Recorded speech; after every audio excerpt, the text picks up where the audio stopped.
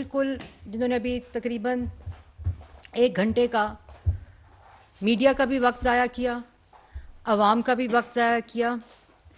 और मैं ये भी कहना चाहूँगी कि वो तमाम बातें जो आज उन्होंने दोहराई, क्योंकि नई बात तो उन्होंने कोई की नहीं, और जो भी बात उन्होंने दोहराई उससे ये साबित हो गया है कि इमरान खान साहब जो हैं वो एक तो ज़हनी मरीज़ हैं। इनके इर्द गिर्द जो बैठे हुए लोग थे आज, खैबर पख्तूनख्वा के चीफ़ मिनिस्टर और पंजाब असम्बली के चीफ़ मिनिस्टर, उनकी जो दिलचस्पी थी वो आपको स्क्रीन्स के ऊपर नज़र आ गई जो इमरान खान साहब की गुफ्तगू थी। मतलब 2016 से लेकर और 2013 के बाद जो धांधली का एक ड्रामा रचाया गया और धरना दिया गया, मुझे वो दोबारा से वक्त याद आया कि हर रोज़ कहते थे कल बताऊंगा मैं क्या करने लगा हूँ, कल बताऊंगा मैं क्या करने लगा हूँ। फिर खबर आती थी एम्पायर की उंगली उठने वाली है, आज बैठने वाली है।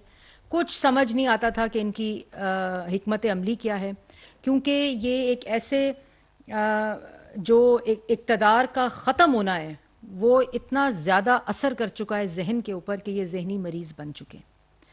पहली बात तो आज ये बात मैं वाज़िया तौर पर बताना चाहती हूँ कि असेंबलियाँ तोड़ने के लिए तारीख़ें नहीं देनी पड़ती, हौसला करना पड़ता है। और इमरान खान साहब के पास जहाँ से वो खाते हैं, जहाँ से वो पीते हैं, जहाँ से वो डाके डालते हैं, नेशनल असेंबली में वोट ऑफ नो कॉन्फिडेंस लाकर नेशनल असेंबली तो इनसे खाली करा ली गई।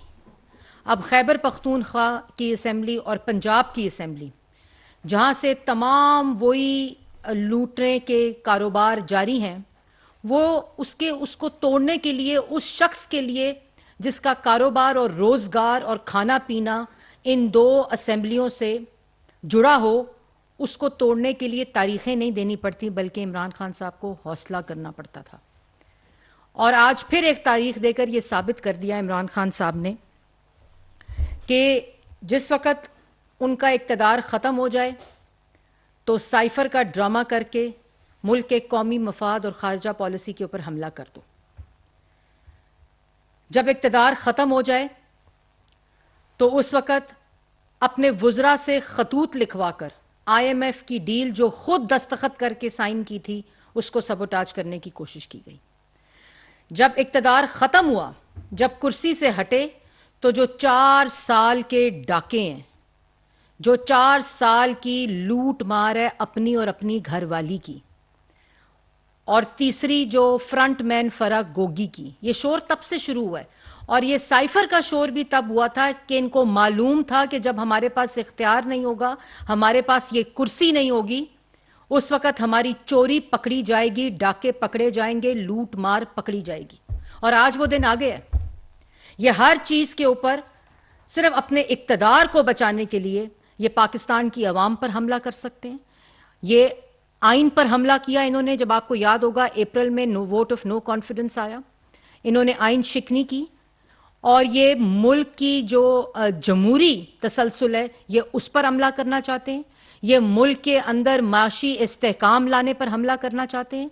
ये पाकिस्तान की आवाम को रिलीफ कहीं ना मिल जाए, ये उस पर हमला करना चाहते हैं। ये तमाम मंसूबा इसलिए हो रहा है कि अगर ये मईशत भी सही सिमत पर चल पड़ी है और आवाम को रिलीफ मिलने लग गया है, तो कहीं ऐसा ना हो कि मेरे 4 साल का अमाल नामा के ऊपर सवालात शुरू हो जाएं। ये इतना शोर और डिस्ट्रैक्शन किस लिए? आज पाकिस्तान की आवाम ये पूछती है, भाई क्या हो गया है? आप एक आईनी तरीके से वोट ऑफ नो कॉन्फिडेंस के जरिए असेंबली से बाहर फेंक दिए गए हैं, तो फिर इतना शोर क्यों? क्यों नहीं अगस्त 2023 का इंतजार किया जा सकता? मैं बताती हूं। ये शोर सिर्फ इसलिए कि अपनी चोरी का शोर कम हो सके।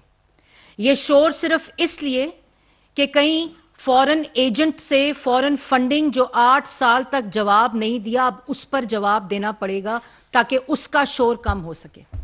ये शोर इसलिए कि जो हीरे जवाहरात 6 अरब के जमा किए हैं उसका शोर कम हो सके।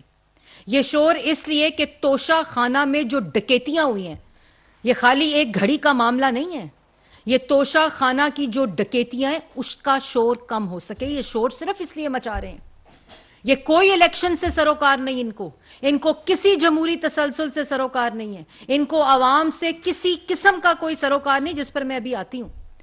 और ये शोर सिर्फ इसलिए कर रहे हैं कि 190 मिलियन का जवाब देना पड़ेगा, उसका शोर कम हो जाए। ये शोर इसलिए कर रहे हैं कि जो 4 साल मुल्क के अंदर अपने माफियाज को बिठाकर डाके डाले गए हैं, उसका शोर कम हो सके।